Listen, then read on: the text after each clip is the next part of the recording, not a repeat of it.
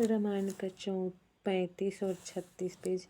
मंगल भवानाय मंगलहारी, द्रवहु सुदशरथ अजिर बिहारी, दीनी दयालु बीरद संभारी, हरहु नाथ मम संकट भारी।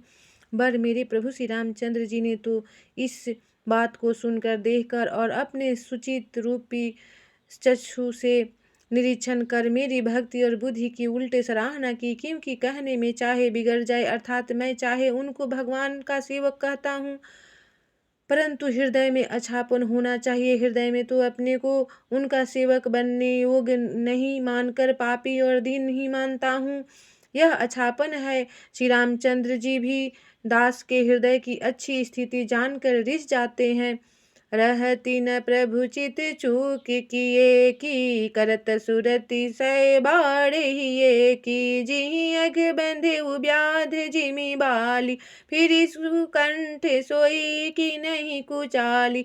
प्रभु के चित्त में अपने भक्तों की हुई भूल चूक याद नहीं रहती, वे उसे भूल जाते हैं और उनके हृदय की अच्छाई नेकी को 100 बार याद करते रहते हैं। जिस पाप के कारण उन्होंने बाली को व्याध की तरह मारा था, वैसे ही कुचाल फिर सुग्रीव ने चली।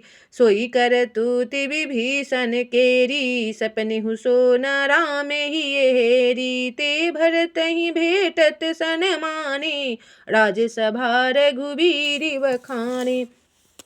वही करनी विभीषण की थी, परंतु श्री रामचंद्र जी ने स्वप्न में भी उसका मन में विचार नहीं किया। उल्टे भरत जी से मिलने के समय श्री रघुनाथ जी ने उनका सम्मान किया और राजसभा में भी उनके गुणों का बखान किया। मंगल भवानाय मंगलहारी, द्रवहु सुदशरथ अजिर बिहारी, राम सिया राम जय जय राम।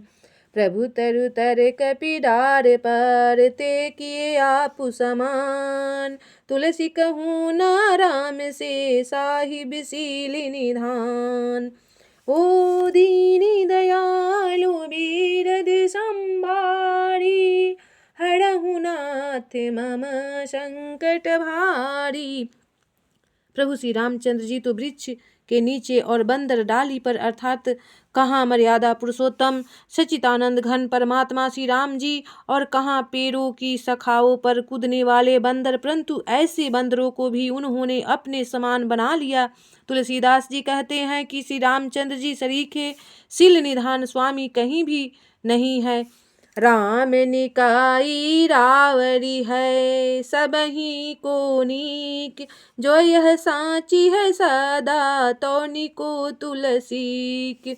हे श्री राम जी, आपकी अच्छाई से सभी का भला है, अर्थात आपका कल्याण में स्वभाव सभी का कल्याण करने वाला है। यदि यह बात सच है तो तुलसीदास का भी सदा कल्याण ही होगा।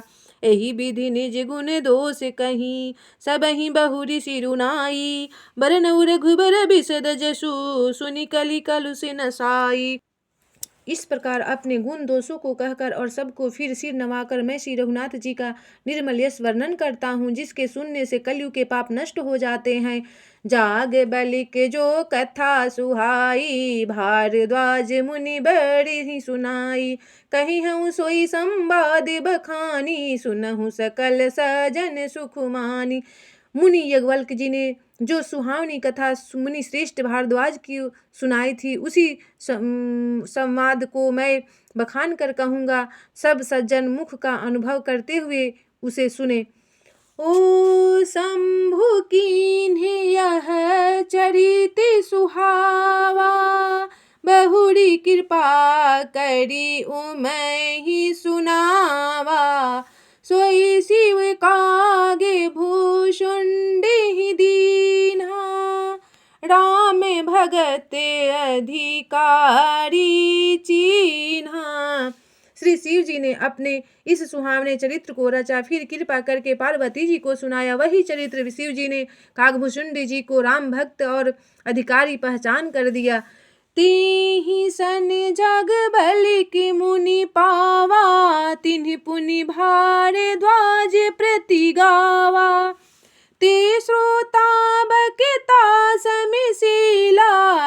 दर्शी जानहि हरि लीला। उन काकभूषुंड जी से फिर याज्ञवल्क्य जी ने पाया और उन्होंने फिर उसे भारद्वाज जी को गाकर सुनाया। वे दोनों वक्ता और श्रोता याज्ञवल्क्य और भारद्वाज समान शील वाले और समदर्शी हैं और श्री हरि की लीला को जानते हैं। जानहि तिनि काले निज ज्ञाना, करे तलगत आमेल के समाना। और जे हरि भगत सुजाना, कहहि सुनहि समुझहि विधि नाना। वे अपने ज्ञान से तीनों कालों की बातों को हथेली पर रखे हुए आंवले के समान प्रत्यक्ष जानते हैं और भी जो सुजान भगवान की लीलाओं का रहस्य जानने वाले हरि भक्त हैं, वे सब चरित्र को नाना प्रकार से कहते सुनते और समझते हैं। ओ मंगल भवानाय मंगलहारी, द्रवहु सुदशरथ अजिर बिहारी। मैं पुनि निज गुण सन सुनी, कथा सुख सुख रखेत। समुझे ही नहीं तसी बालपन, तब अति रहूं अचेत। फिर वही कथा मैंने वराह क्षेत्र में अपने गुरुजी से सुनी, परंतु उस समय मैं लड़कपन के कारण बहुत बेसमझ था, इससे उसको उस प्रकार अच्छी तरह समझ नहीं पाया। श्रोता वक्ता ज्ञान निधि, कथा राम कै गुंड। किमि समुझो मैं जीव बजर, कलिमल ग्रस्ति विमूंड। श्री राम जी की गुंड कथा के वक्ता कहने वाले और श्रोता सुनने वाले दोनों ज्ञान के वखान खजाने पूरे ज्ञानी होते हैं। मैं कलयुग के पापों से ग्रसा हुआ महामूढ़ जड़ जीव भला उसको कैसे समझ सकता था। ओ मंगल भवानाय मंगलहारी, द्रवहु सुदशरथ अजिर बिहारी। दीनि दयालु बीरद संभारी, हरहु नाथ मम संकट भारी। राम सिया राम जय जय राम। राम सिया राम जय जय राम।